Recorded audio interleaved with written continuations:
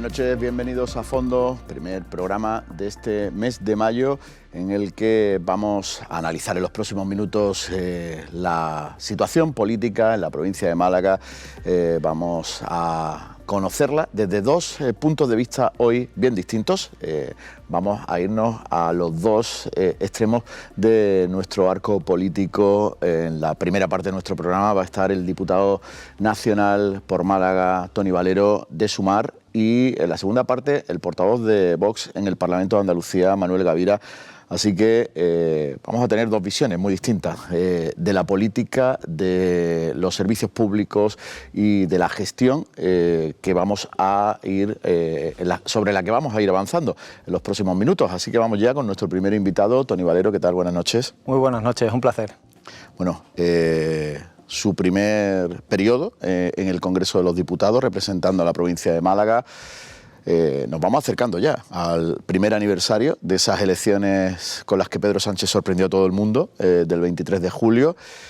A partir de ahí arrancó una legislatura en la que la sensación es que está habiendo mucho ruido, pocas nueces, ¿no? Una legislatura que nació atropelladamente, por así decir, con demasiado ruido. Creo que todavía no se ha terminado de normalizar por parte de la derecha que pueda haber gobiernos de coalición progresista. Y de hecho con una aritmética parlamentaria que también en ese sentido ha dificultado que hubiese salido con más fuerza, en este caso se han tenido que prorrogar los presupuestos y por tanto determinadas políticas. No obstante, creo que es una legislatura que puede dar mucho de sí. Creo que hay una vocación y una pretensión de que esta legislatura avance con respecto a la anterior. En la anterior hubo una enorme carga legislativa.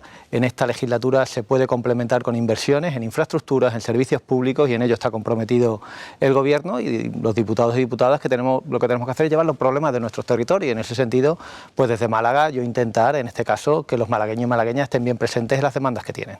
Sumar se incorporó desde el minuto 1 a este gobierno, aunque se rompió casi en el minuto 2. ¿Cómo está siendo esa convivencia en el día a día del Parlamento? Sumar, efectivamente, concurrieron en torno a 15 fuerzas políticas bajo la coalición Sumar. Sin embargo, los diputados de Podemos decidieron salirse del grupo parlamentario. Por lo tanto, a partir de ahí, ellos tomaron su camino legítimamente y Sumar siguió en la línea con la cual se había presentado a las elecciones y llevando a su cumplimiento el programa electoral. La convivencia en el grupo parlamentario Sumar es muy buena. Hay evidentemente diputados de distintas formaciones políticas, pero a todos nos compromete el mismo compromiso, valga la redundancia, con el que nos presentamos a las elecciones, y en ese sentido el trabajo es bueno, el trabajo es intenso. Por Andalucía estamos 5 diputados, por lo tanto Andalucía está bien representada en ese grupo parlamentario y llevamos un trabajo intenso para nuestra provincia y la comunidad autónoma. Tras lo ocurrido hace unos días con Pedro Sánchez, ese periodo de reflexión del presidente del Gobierno, la sensación es que estamos en un momento político bastante delicado, bastante complicado. Desde dentro del Congreso de los Diputados se ve que esta legislatura puede llegar a buen término o a su final, o una vez que pasen todos estos procesos electorales que estamos encadenando, la legislatura tiene poco recorrido. Efectivamente, estamos en tiempos que algunos llaman de turbopolítica. Y lo que hemos vivido hace escasas semanas con ese periodo de esos días de reflexión colectiva, pues han puesto encima de la mesa que estamos ante una situación de extraordinaria, podemos llamar, volatilidad, inestabilidad, acentuada, a mi juicio, por una estrategia desestabilizadora de la derecha, que se ha servido de los fake news, que se ha servido de la crispación, que se ve mucho en el Congreso desde el primer día. La investidura del Gobierno se dio entre gritos de traición y de determinadas cuestiones que no se corresponden, y también con un papel de algunos jueces que se han prestado a esa estrategia desestabilizadora. Por lo tanto, es cierto, no es una legislatura cualquiera. En el Congreso de los Diputados ese ambiente se respira, lamentablemente, es una caja de resonancia de todo lo que sucede fuera también. No obstante, yo creo que la legislatura puede ir para largo, muy lejos de lo que algunos pueden esperar. Tiene que pasar este ciclo electoral con las europeas, con las catalanas previamente, pero me parece que la legislatura, pasado este ciclo electoral, tiene que ser fructífera y hay una mayoría suficiente para que el Gobierno acometa aquellos compromisos con los cuales se ha conformado como Gobierno. Desde la izquierda se está apuntando continuamente a esa situación que genera la derecha, ese mensaje o ese relato político que nos rodea, los jueces, muchos elementos externos, pero falta autocrítica en la izquierda para que el gobierno pueda dar pasos más acordes a lo que necesita la ciudadanía española. Yo creo que la izquierda tiene que hacer autocrítica, eso por supuesto, sobre todo si estamos gobernando, porque hay mucha gente que lo está pasando mal. Hay mucha gente que lo está pasando mal porque no encuentra acceso a la vivienda a un precio asequible y se está dejando gran parte de su renta del trabajo en pagar un alquiler o en pagar una hipoteca. Hay mucha ciudadanía que está viendo cómo se deterioran los servicios públicos y en Andalucía es de manera notoria, en el caso de la sanidad. Y hay mucha ciudadanía, muchos trabajadores y trabajadoras que evidentemente, aunque los datos del paro están reflejando que la cosa va mejor, que la reforma laboral funciona, no por ello no hay unas altas tasas de precariedad. Hay unas altas tasas también de migración de la gente joven. Por lo tanto, tenemos que hacer autocrítica ante una situación en la cual mucha gente lo está pasando mal. Eso no significa que haciendo autocrítica no seamos certeros en dónde están los problemas y cómo hay que arreglarlos. Y por lo tanto, desde ahí la autocrítica nos tiene que llevar a tomar decisiones correctas, sin por ello eximir de responsabilidad a quien también la tiene. Y es que hay un gobierno que está en una situación de aritmética parlamentaria compleja, con un asedio de la derecha también desde las comunidades autónomas que no hacen fácil llevar adelante las transformaciones que necesita nuestro país. Bueno, vamos a dejar el marco general, vamos a ir acercándonos a Málaga. Ayer conocimos los datos del paro del mes de abril, unos datos que reflejan dos realidades. Una, con una cifra récord de empleo en la provincia, otra, un número de desempleados que sigue siendo muy alto. Sí, las cifras del paro de este mes han sido históricas, efectivamente. Es cierto que la reforma laboral está funcionando. 1 de cada 2 contrataciones aproximadamente se están dando ya en contrato indefinido. Está afectando muy especialmente al caso de la provincia de Málaga, porque aquí teníamos una tasa de temporalidad muy alta. Pero aún así, como bien señalas, hay un problema y es que sigue habiendo cerca de 126.000 desempleados en nuestra provincia. De las nuevas contrataciones, muchas se están dando con trabajadores y trabajadoras venidos de otras provincias. Sin embargo, hay una masa de desempleados y desempleadas malagueñas y malagueños que no terminan de incorporarse al mercado laboral con un trabajo, y eso significa que hay que tomar medidas de coyuntura y de estructura. Y voy a cada una. Yo creo que coyunturalmente hacen falta planes de empleo para la recualificación y la inserción laboral de estos malagueños y malagueñas que no acaban de coger el tren del trabajo. Y yo pediría a la Junta de Andalucía que cumpliese con esos planes de empleo que son de su competencia. Pero también hacen falta otras medidas de carácter más estructural. Hay que legislar para reducir la jornada laboral. Porque si reducimos la jornada laboral manteniendo el salario, repartimos el trabajo. Y por lo tanto entrarán más trabajadores y trabajadoras al mercado laboral. Y me parece que de fondo hay un problema en cuanto a nuestro modelo productivo. Tenemos cerca del 76%, 77% del trabajo en el sector servicios. Hay que potenciar el sector industrial. Málaga ha sido siempre una ciudad industrial. Málaga tiene que tener más empleo en el sector industrial.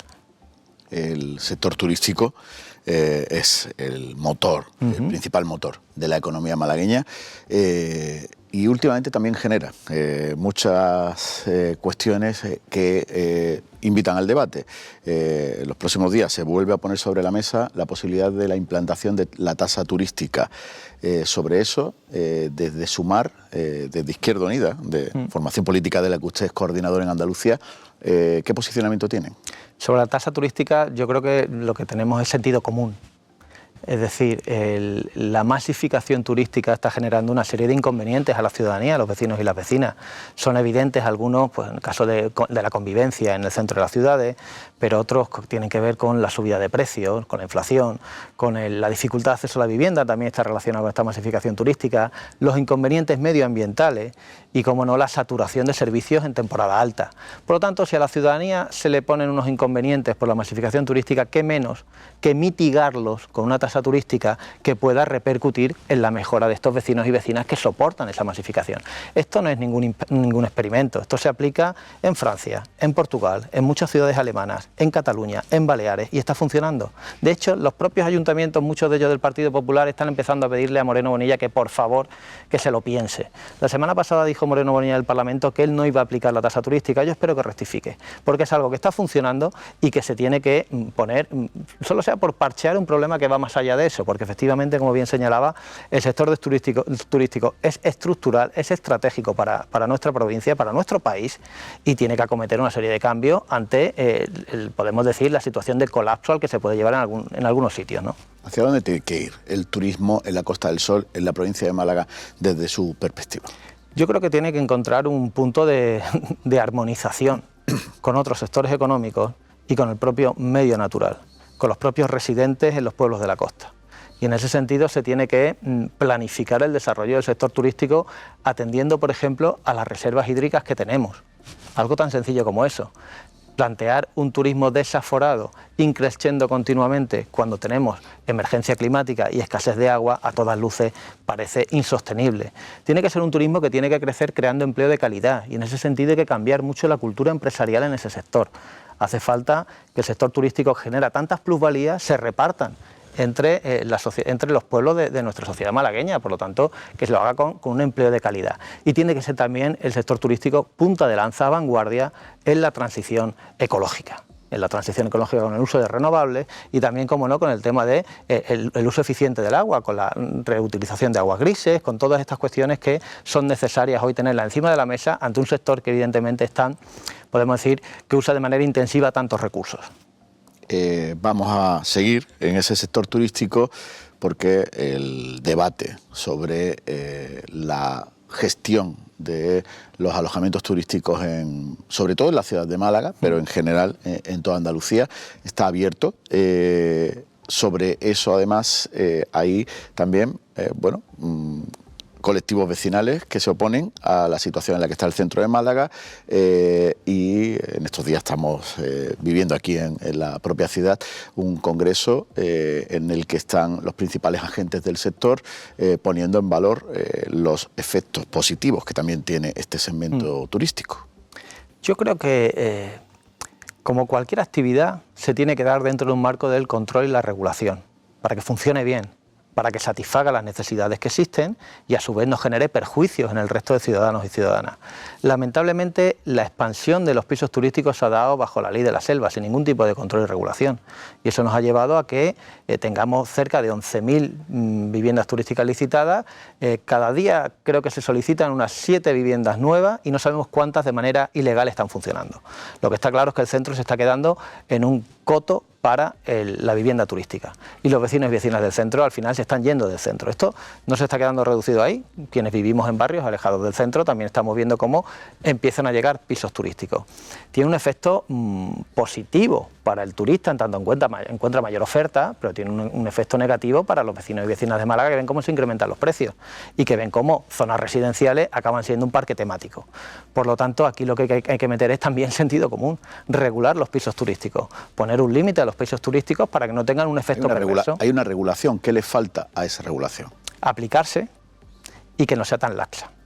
La Junta de Andalucía hizo dejación de funciones. Tardó mucho en regular. Estuvimos 2 años en el Parlamento llevando iniciativas y no quiso decir nada. Y cuando ha dicho algo le ha dejado la patata caliente a los ayuntamientos.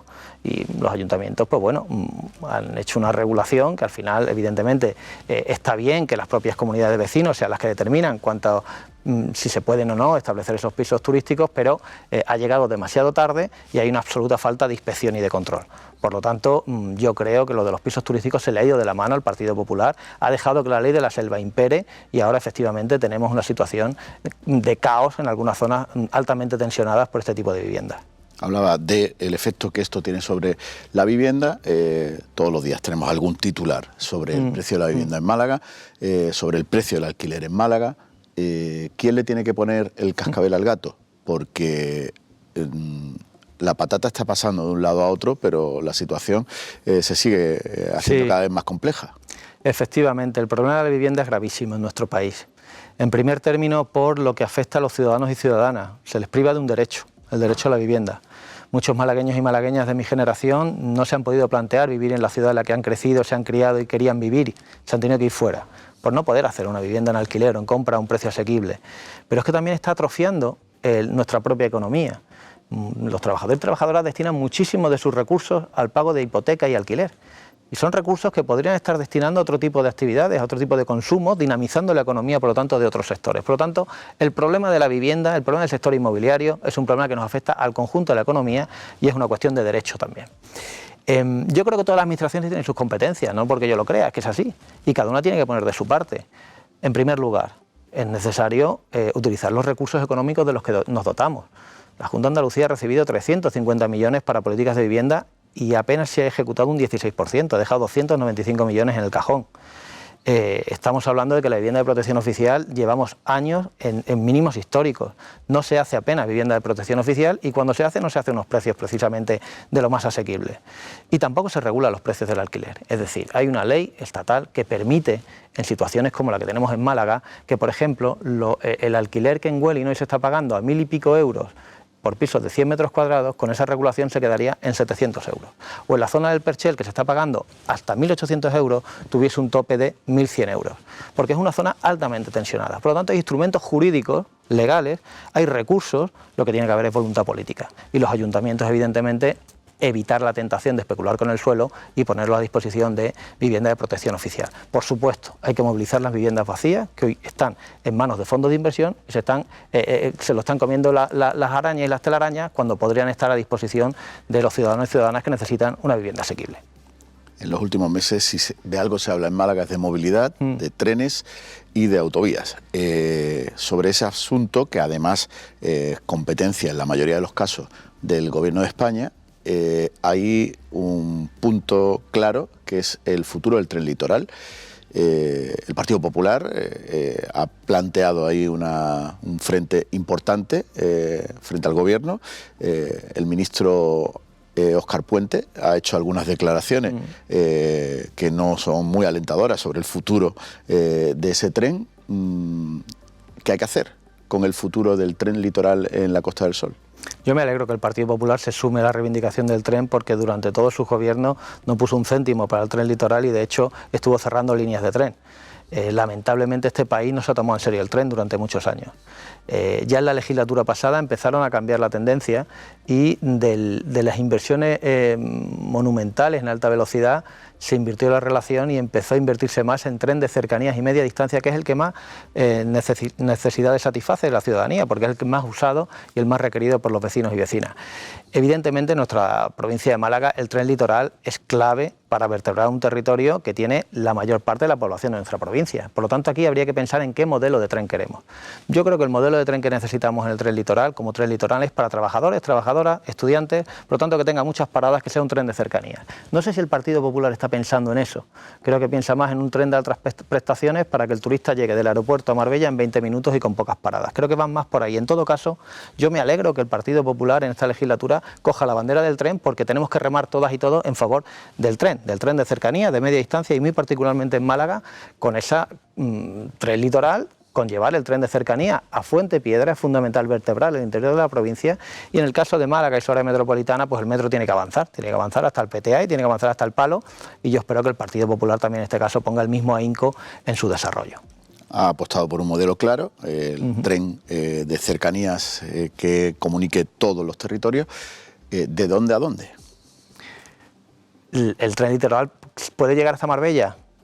Evidentemente nuestra aspiración es que vertebre toda la Costa del Sol y vaya también por la Costa del Sol oriental. Ahora bien, estamos en lo primero es que llegue el tren hasta Marbella, estamos en eso, y por lo tanto Costa del Sol es un eje fundamental y de Campillos a Fuente Piedra es otro eje fundamental. Estamos hablando que la zona norte de la provincia es una zona en la cual estamos viendo cómo serán situaciones, si no de despoblamiento, si es cierto que no tiene la pujanza demográfica que se da en la Costa del Sol. Sin embargo, tiene posibilidades de tener, como tiene ciudades medias, tiene Antequera, tiene Archidona, tiene la Serranía Ronda, tiene Ronda, y tiene otras ciudades más pequeñitas, otros pueblos más pequeñitos, que necesitan estar bien vertebrados. Por lo tanto, el tren de cercanías, a nuestro juicio, Costa del Sol es fundamental, pero hacia el norte, Campillos, Fuente Piedra, también nos parece clave para que esa zona de la provincia, que tiene una pujanza demográfica mucho más relativa, más menguante, pues también en este caso tenga esa igualdad de oportunidades que el resto de malagueños. ¿Se ha equivocado Óscar Puente en la lectura de este asunto? Yo creo que no le ha dado la importancia que esto merece. Probablemente es cierto que en el orden de prioridades que pueda tener el Ministerio, que es un ministerio con unos niveles de inversión monumentales, que estamos hablando de que maneja unas cifras que no manejan otros ministerios, el tren litoral pues le haya podido quitar un poco el hipo por lo que pueda suponer de inversión económica. Lo que yo creo que tiene que valorar es la rentabilidad social que tendría este tren. Estamos hablando de que la línea de cercanías que va de Málaga a Fuengirola es probablemente la más rentable del conjunto del país. Por lo tanto, alargar esa línea de cercanía no iba a ser en absoluto una obra que no tuviese la rentabilidad social que bien merece gastarse los millones que requiere esa infraestructura. Por lo tanto, creo que no ha cogido de la mejor manera una propuesta que es inteligente y que Málaga la lleva pidiendo desde hace muchos años. ¿Le van a plantear algún cambio en ese posicionamiento desde Sumar a sus socios en Madrid? Sí, nosotros en temas ferroviarios, la verdad que levantamos una bandera desde hace muchos años, desde Izquierda Unida, también ahora desde Sumar, y formamos parte de las plataformas que están reivindicando la apertura de la línea de La Plata desde Sevilla hasta Oviedo, que estamos hablando del tren litoral caso de Málaga, pero de otras líneas ferroviarias fundamentales para Andalucía. Por lo tanto, para nosotros el desarrollo del tren es clave. Es clave porque vertebra el territorio, una Andalucía y una España que tiene unos problemas de, podemos llamar, desiertos ferroviarios preocupantes, porque disminuye la huella ecológica, porque dinamiza la economía y porque garantiza igualdad de oportunidades. Y al final, donde se desarrolla el ferrocarril hay desarrollo económico y social, como pasa en otros países de la Unión Europea. Creemos que el Ministerio tiene que coger esa senda que también ha trazado la Unión Europea, recoger una reivindicación a la que ya se están sumando muchos más sectores que hasta ahora no se sumaban y por lo tanto apostar por el tren de media distancia y cercanía como una cuestión estratégica de país. Levantar el peaje de la AP7 mientras tanto se construye ese tren hasta Marbella o hasta el resto de la Costa del Sol, ¿puede ser una alternativa, puede ser una medida efectiva?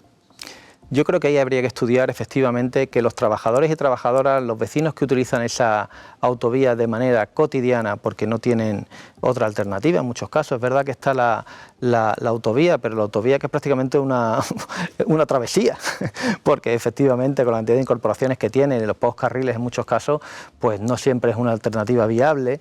Pues yo creo que habría que estudiar algún tipo de bonificaciones para estos usuarios corrientes, cotidianos, hasta que hubiese, como bien dice, una alternativa ferroviaria. Creo que sí.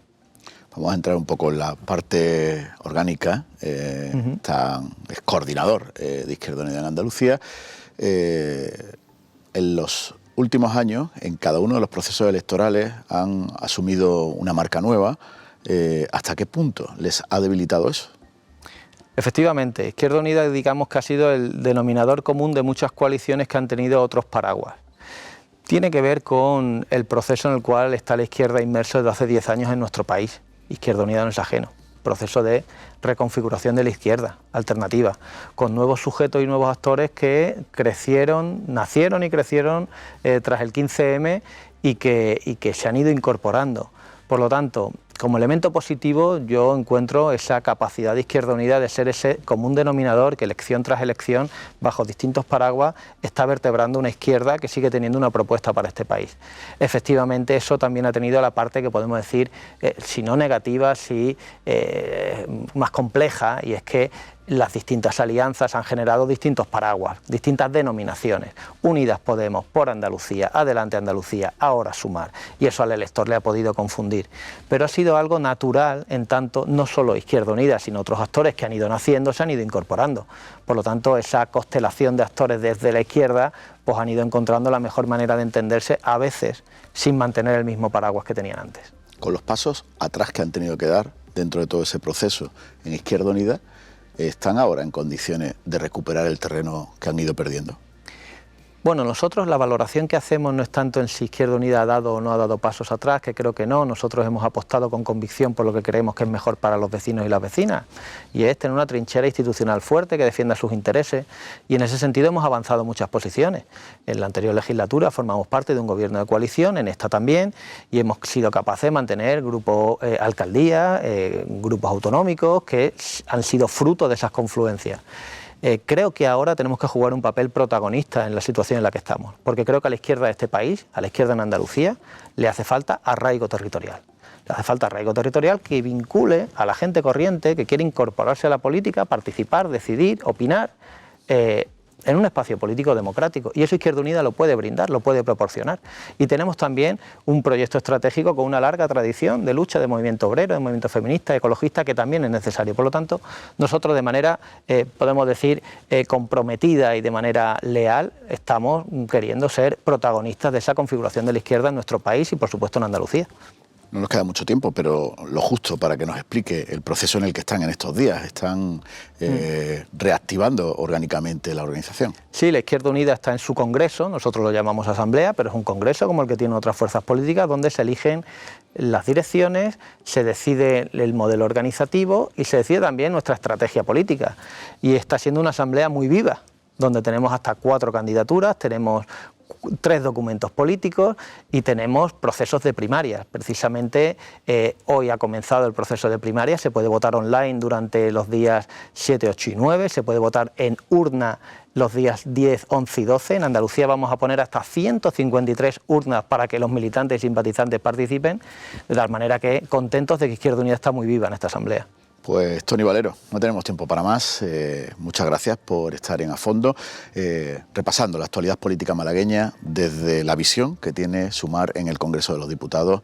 Gracias por estar en 101 Televisión. Un placer, muchas gracias. A todos ustedes no se vayan, enseguida va a estar con nosotros el siguiente invitado, Manuel Gavira, portavoz de Vox en el Parlamento de Andalucía.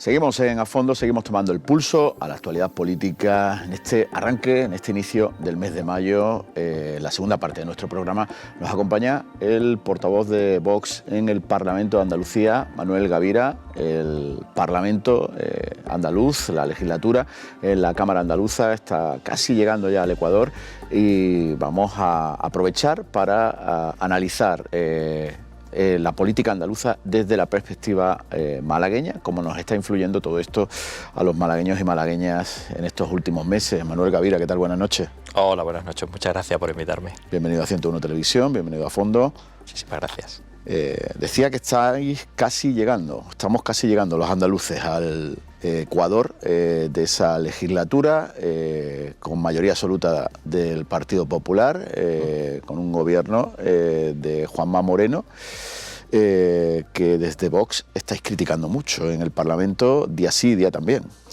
Bueno, ojalá, y nuestra intención sería no criticar absolutamente nada, señal de que todo iría bien en Andalucía, pero es que vemos que los problemas de los andaluces pues persisten y si alguien me preguntase, bueno, ¿qué problemas tiene Andalucía que son antiguos? Pues todos básicamente, una atención sanitaria muy mejorable.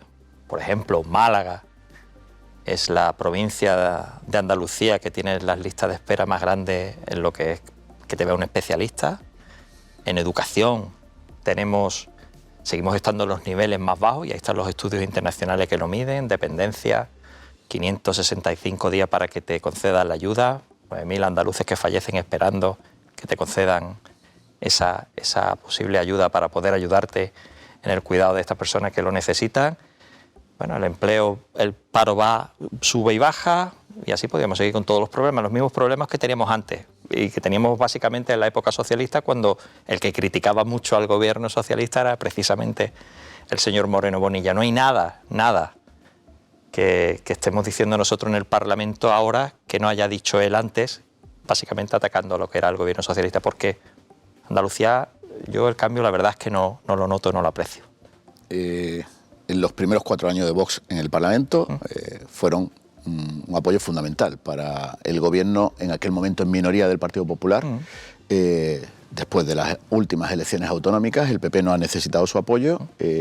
Ha cambiado mucho la relación entre ambas fuerzas políticas en la Cámara Andaluza. Sí, ha cambiado, necesariamente ha cambiado, porque antes para sacar adelante cualquier iniciativa, cualquier ley, cualquier decreto, pues evidentemente tenía que contar con el apoyo de los grupos que fuesen a sacarlo adelante. En este caso, pues Partido Popular, Ciudadanos y Vox. De esta manera extragubernamental. Entonces la relación era buena, era una relación fluida, era una relación cercana y en Andalucía se han aprobado y se han hecho cosas buenas, siempre marcándolo en el concepto que pasó en la anterior legislatura, que hubo una pandemia por medio que lo condicionó absolutamente todo, pero se sacaron buenas cosas para adelante, se dieron buenos primeros pasos, por ejemplo, a través de la bajada de la presión fiscal. Cuando el señor Moreno Bonilla dice eso de que ha bajado 6 veces los impuestos en Andalucía, lo que no dice es que la mayoría de todas las veces fue gracias al apoyo de Vox, y cómo Vox les retorció para que siguiese bajando los impuestos, porque en Andalucía nosotros consideramos que es muy importante seguir bajando impuestos, y estamos hablando de que, y lo decía, por ejemplo, sin ir más lejos, en la última sesión de control, cuando hablaba él que ahora le gusta mucho compararse con lo que es la Comunidad de Madrid, nosotros le poníamos el ejemplo de cada provincia de Andalucía comparándose con Madrid. El dato de Málaga, pues un malagueño tiene que trabajar casi 28 semanas más para tener el mismo salario bruto anual que un madrileño. ¿Qué comparación podemos soportar nosotros con una comunidad como Madrid? Pues ninguna. Si hay que trabajar 28 semanas más para tener el mismo rendimiento bruto. Escuchamos muchas veces, y la maquinaria propagandística del gobierno es potente, es fuerte, te quiere convencer de una realidad económica, pero luego los datos están ahí. Te hablan de esas 28 semanas. Vemos, por ejemplo, cómo tenemos a los andaluces en la calle por el tema de la atención sanitaria, lo que te decía antes de la educación, lo de la dependencia, cómo los barrios más pobres están en Andalucía, cómo las rentas más bajas están en Andalucía, lo que te he dicho de los salarios. Esa es la realidad de Andalucía, y no son datos que da Vox, sino son datos de organismos oficiales que te miden lo que es la realidad de esta tierra y te sitúan en el sitio en el que estás. Compararte con Madrid es un gran ejercicio de aspiración, pero es que luego la comparativa es que no se sostiene. 28 semanas más. Vamos a ir desgranando un poquito esas cuestiones. Esta mañana, de hecho, aquí en Málaga, han puesto el acento en la situación de la sanidad. El gobierno andaluz insiste cada vez que tiene que defender la sanidad. De hecho, la semana pasada hubo un intenso debate por la reprobación, la propuesta de reprobación de la consejera en el Parlamento, en que están poniendo más dinero que nunca para atender la sanidad. El PSOE, por ejemplo, le achaca que ponen más dinero, pero hay cada vez más gasto en sanidad concertada en Andalucía. El caso es que las listas de espera están ahí y son incuestionables, los datos son incuestionables. ¿Qué plantea Vox para arreglar esto? Bueno, vamos a ver. La verdad es que es una cuestión muy compleja, pero que uno trata de explicar de una manera sencilla, siendo un asunto muy complejo. Lo que está haciendo el Partido Popular en Andalucía es exactamente lo mismo que hacía el Partido Socialista en Andalucía cuando gobernaba. Los conciertos no es algo que haya inventado el señor Moreno Bonilla, no es verdad. Los conciertos vienen de las legislaturas socialistas. Y esto pasaba antes y sigue pasando ahora. Estas listas de esperas millonarias que tenemos los andaluces, que ni siquiera esta derivación a lo privado soluciona.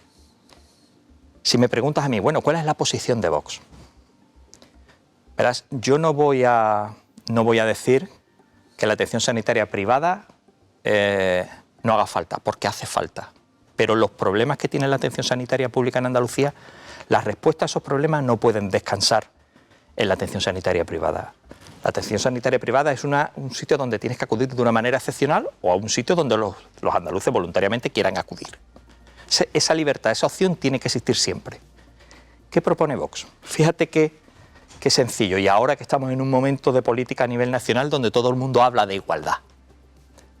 ¿Sabes cuánto es la media nacional por comunidad autónoma relacionada con el gasto sanitario por habitante? Unos 1.906, 7 euros. 1.906 o 7 euros, ¿eh? ¿Sabes cuánto se gasta Andalucía? 1.650. Una tierra tan grande como Andalucía, ¿eh? ¿Qué propone Vox? Equiparemos el gasto sanitario a la media nacional. Equiparar el gasto a la media nacional. ¿Eso qué supondría? Pues un presupuesto de atención sanitaria para el próximo ejercicio, para el ejercicio 2025, de unos 17.000 millones de euros. Con 17.000 millones de euros tú estás lanzando un mensaje a Andalucía muy importante, y es que quiere combatir los problemas que tiene Andalucía, los presentes y los futuros, porque tenemos una sociedad cada vez más envejecida, que va a necesitar de más cuidado. Le está lanzando un mensaje también a los profesionales del mundo de la atención sanitaria, que se están yendo. Por eso en Andalucía tenemos problemas de médicos, nuestros enfermeros se van fuera y tenemos problemas para cubrir las plazas de las personas que nos atienden. Y le está dando un mensaje a la ciudadanía de que hay un proyecto a largo plazo. ¿Qué está haciendo este gobierno? Pues este gobierno está haciendo exactamente lo mismo que los socialistas. ¿Se está gastando más dinero el gobierno de Moreno Bonilla que los socialistas? Sí. ¿Solucionan el problema? No. Y lo vemos en la calle. Para gastar más en sanidad hay que dejar de gastar en otras cosas. Por supuesto. ¿De dónde quitarían ese gasto para que la sanidad tenga más dinero? Por supuesto. Primero lo que hay que hacer es gestionar bien. Y gestionando bien tienes la respuesta a mucho ahorro. Y es verdad que Andalucía pues tiene mucho gasto político innecesario, mucho gasto político superfluo, muchos entes innecesarios, que no es una cuestión de que diga Vox, sino que las propias auditorías que se hizo por la propia administración andaluza en la anterior legislatura lo vinieron a decir. Tenemos que reordenar, reestructurar lo que es la administración.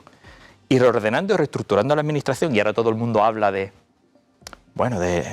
la inteligencia artificial, cómo se están simplificando los trámites, la burocracia, pues todo eso tiene que ir acompañado evidentemente de un menor peso por parte de la administración, que produce un ahorro, y ese ahorro se puede invertir ahí.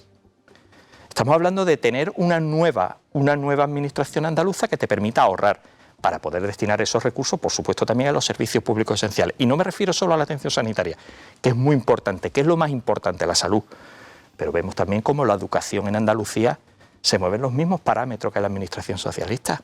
En Andalucía nos achacan y nos atacan en el sentido de que no vamos bien ni en lengua, ni en matemáticas, ni en comprensión lectora. Pero nuestros niños en los colegios, mucha ideología. Hay que priorizar lo que queremos, y nosotros queremos una buena atención sanitaria pública con los recursos necesarios para que no se vayan los profesionales fuera, para que nuestros mayores estén bien cuidados y para que orientemos lo que es el presupuesto de la administración a los próximos años que vamos a tener una población más envejecida.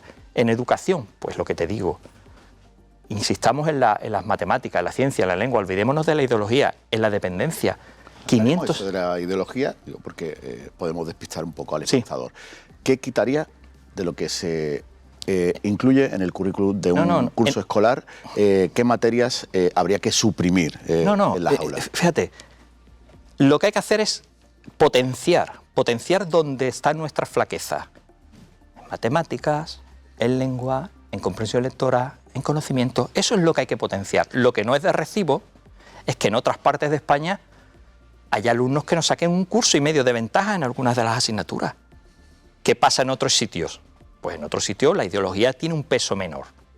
Y eso es de lo que se trata, de que las horas que los niños están en el cole se aprovechen para el conocimiento. Y yo estoy seguro que las personas jóvenes a lo mejor no entienden lo que yo le estoy diciendo, pero los que tenemos cierta edad recordamos cuando íbamos al cole. Y nosotros no, con toda sinceridad, la ideología no era algo que estuviese en nuestras escuelas y en nuestras aulas. Había conocimiento, había lengua, matemática y ciencia. Eso es lo que nosotros queremos para la educación. ¿Pero qué vemos? Vemos que se están manteniendo las mismas estructuras, las mismas políticas que en la época socialista, en la educación también, y el resultado es el mismo, que seguimos en las colas. En atención sanitaria, en educación, en dependencia, lo que te decía anteriormente. Entonces uno lo que pretende es que el gobierno de Moreno gire, y ojalá gire y nosotros estemos callados, y ojalá nosotros no le critiquemos, ojalá nosotros no le digamos que lo que está haciendo es exactamente lo mismo que hacían los socialistas. Pero es que, tristemente, estamos en lo mismo, en intentar hacerlo un poquito mejor que lo hacían los socialistas y conformarnos con eso. Y nosotros queremos convertir y transformar Andalucía. Hemos repasado ya casi de soslayo la situación de la educación. Vamos a ir acercándonos a Málaga. Hablaba antes con el diputado Toni Valero de la situación turística en dos vertientes. Por un lado, el debate que se vuelve a abrir sobre la aplicación de la tasa turística en Andalucía, con posicionamientos a favor y posicionamientos en contra. ¿Cuál es el vuestro? Bueno, el posicionamiento de los partidos de izquierda es a favor de la tasa turística. Eso está fuera de toda duda. Socialistas y comunistas de distinto tipo. el posicionamiento del gobierno de Moreno Bonilla ha sido ambiguo. Sí, sí, no. Hemos escuchado de todo. Consejeros que estaban a favor de la tasa turística, consejero el de turismo que está en contra de la tasa turística. Solo había un partido, una formación política, que ha dicho desde el primer momento que no quería tasa turística. Y ha sido Vox. Pero no es porque lo diga Vox, sino porque no la quieren ni los hoteleros, ni los hosteleros, y ayer se conoció que ni los propios andaluces lo quieren. Un 84% o un 81% de los andaluces encuestados por el propio gobierno de Andalucía le han dicho al gobierno de Moreno que no quieren tasa turística. O sea que los andaluces tampoco lo quieren. La verdad es que para nosotros ha sido una gran alegría porque nosotros creemos que el andaluz no quiere esa tasa, que para nosotros, y quiero entrar también, y antes hemos hablado un poco de educación, quiero entrar en el término. No es una tasa, es un impuesto. Y es un impuesto que va destinado al turismo reglado, al que va en hoteles, que no va a corregir el turismo de masas y sobre el que luego existen muchas dudas. ¿A quién se le va a imponer? ¿Cómo se va a cobrar? ¿Dónde se va a poner? Tiene muchas desventajas la tasa turística. Y hay algunos que lo quieren ligar a la financiación municipal, por un tema de mala financiación municipal o un mal uso de los recursos municipales, pero lo cierto y verdad es que afortunadamente los andaluces han contestado la pregunta que decía el gobierno de Moreno, y es que no queremos la tasa turística.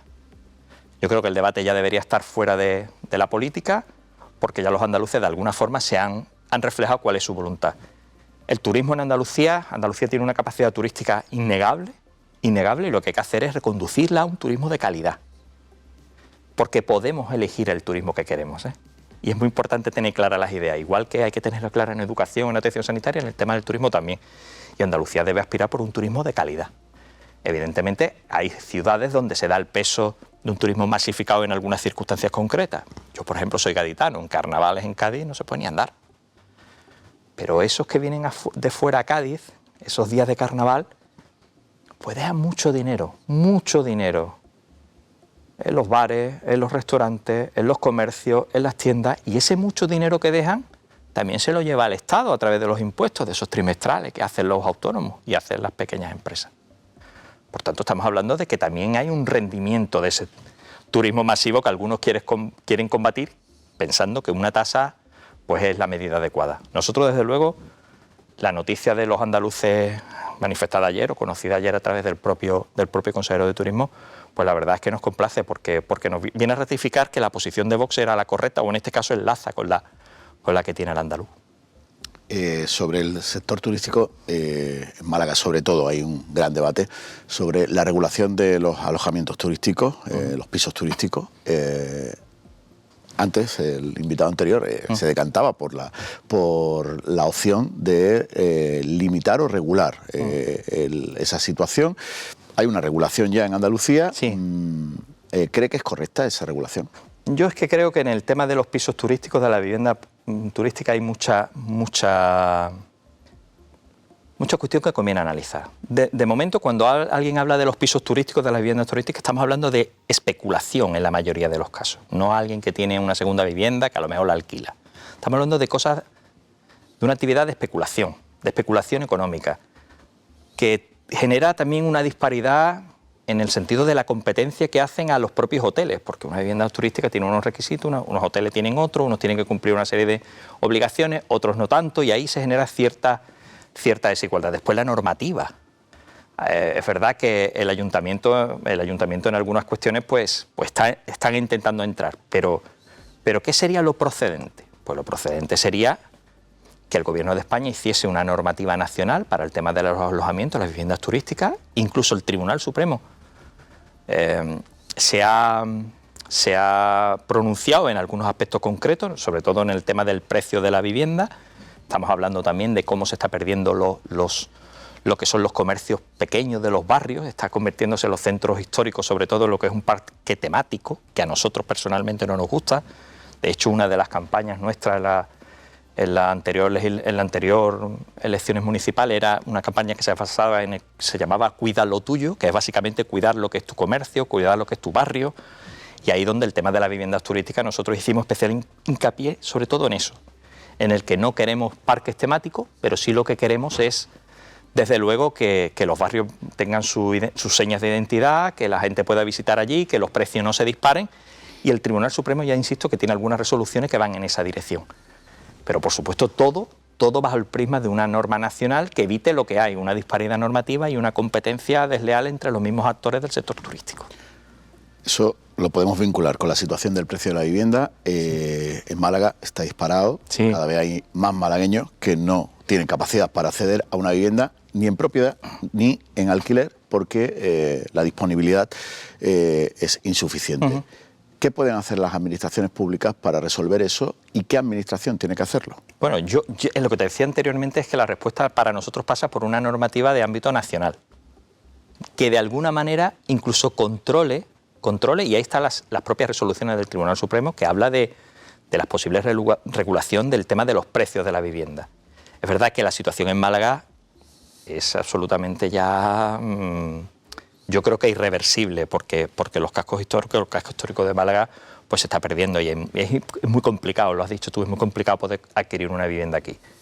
Pero lo que hay que hacer es fomentar desde luego esa normativa, evitar esa especulación, evitar que los comercios locales se vayan cerrando, evitar que todo sea un parque temático, y ahí nosotros creemos que la respuesta la tiene que dar la Administración Central. ¿Para qué?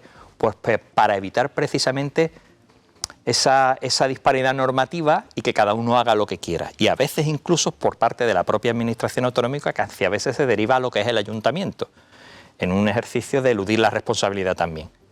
Si nosotros centralizamos esa normativa en el Estado y se regula de una manera correcta, yo creo que posiblemente en muchas ciudades, y en Málaga lo veo complicado, la verdad, pero es posible que el tema de las viviendas y los alojamientos turísticos pues se pueda combatir de una manera eficaz para que el centro de Málaga no pierda sus señas de identidad, que es lo que está pasando casi en muchas ciudades de Andalucía, por supuesto de España también, claro. Estamos en una ciudad en la que hay un gran debate sobre la movilidad, no solo en la ciudad, en la provincia. El Partido Popular está poniendo el foco en las infraestructuras que dependen del Gobierno de España, del Ministerio de Transporte, pero usted tiene la responsabilidad del debate en la Cámara Autonómica y en la política autonómica. ¿Hacia dónde tiene que ir el metro de Málaga? Es un tema complejo y el tema de la conectividad de Málaga es un tema que nos preocupa mucho. Nosotros en el Parlamento de Andalucía, sin ir más lejos, hemos presentado a ver si se puede hacer lo que está pasando en otras comunidades autónomas, Galicia, por ejemplo, donde se está suprimiendo esa cuota en algunas autopistas gallegas. ¿Para qué? Pues para que el malagueño no tenga que pasar lo que está pasando aquí. Tenemos un problema que cuando uno viene o viaja a Málaga ve esas colas de coches y hay que potenciar, por supuesto, ese transporte alternativo que supone lo que es la conexión ferroviaria. Pero es verdad que hay cuestiones y yo no quiero, y fíjate que empezamos hablando del tema de criticarle todo al gobierno de Moreno. El gobierno de España tiene una gran importancia. Tiene una gran importancia porque está abandonando Andalucía, las conexiones ferroviarias de Andalucía las está abandonando. Y mañana, el jueves voy a Huelva precisamente para quejarse. Los onubenses están quejando del abandono ferroviario que tiene, vemos también el problema que hay en Almería, en Jaén. El caso de Málaga es diferente, pero también conviene que el gobierno de España y que el gobierno de Andalucía, pero es en menor medida realmente, pues tomen todas las medidas o hagan todo lo posible para que no pase lo que está pasando. Y es que la movilidad en esta parte de Andalucía pues es muy complicada. Dentro de las competencias sí. Está la regulación o la ampliación de esa red de metro a la que me refería antes. Sí. ¿Está siendo suficiente la apuesta que el gobierno de Juanma Moreno está haciendo por el metro en Málaga? Bueno, son primeros pasos, pero esto conviene extenderlo a lo que es a nuestro juicio, a lo que es la zona, de influencia de lo que es la ciudad de Málaga. Y eso sí aliviaría y sí de alguna manera aligeraría lo que es el tráfico que viene en esta zona. Son primeros pasos, pero de verdad que conviene mucho entender que lo que está haciendo el gobierno de Andalucía son los primeros pasos. Esto hay que desarrollarlo mucho en muchos años para evitar lo que está pasando aquí, que es ese colapso de vehículos que sufren los malagueños y que nosotros ahora cuando salgamos de aquí vamos a sufrir seguro. Hay que potenciar ese transporte alternativo. En la red ferroviaria el metro es una gran respuesta, pero lo que hay que hacer es seguir avanzando, no quedarnos tranquilos simplemente con eso. Quedan algo más de 2 años de esta legislatura en el Parlamento andaluz.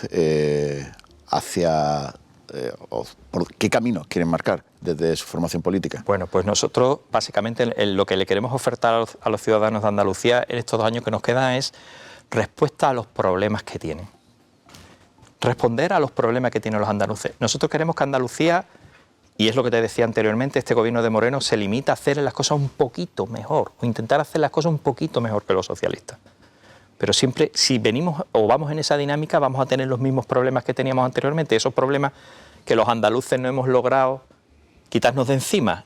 Y no quiero hablar en este caso tampoco, repetirme otra vez en el tema de la atención sanitaria, la educación, la dependencia o de la propia administración, pero vemos como tristemente estamos en lo mismo y parece que este gobierno no da con la tecla para transformar lo que es Andalucía, que es lo que nosotros pretendemos, que Andalucía tenga los problemas sanitarios normales que puedan tener cualquier comunidad autónoma, no estar en lista de espera, que la educación en Andalucía prospere, que no esté en el último puesto, que las ayudas que vengan por parte de la administración sean rápidas y diligentes, que no pase tanto tiempo para que te la concedan, que la administración tenga el peso justo y necesario y que no tengamos que escuchar a través de unas auditorías externas que te dicen eso de funciones duplicadas, gente mano sobre mano, que ha pasado en Andalucía. En fin, que yo creo que hay mucho trabajo pendiente y nosotros lo que vamos a hacer es presentar propuestas que mejoren la vida de los andaluces. Ahora, el próximo día 9, hay unas elecciones al Parlamento Europeo muy importantes para Andalucía, porque lo que se decide en Bruselas afecta al 70% básicamente de Andalucía.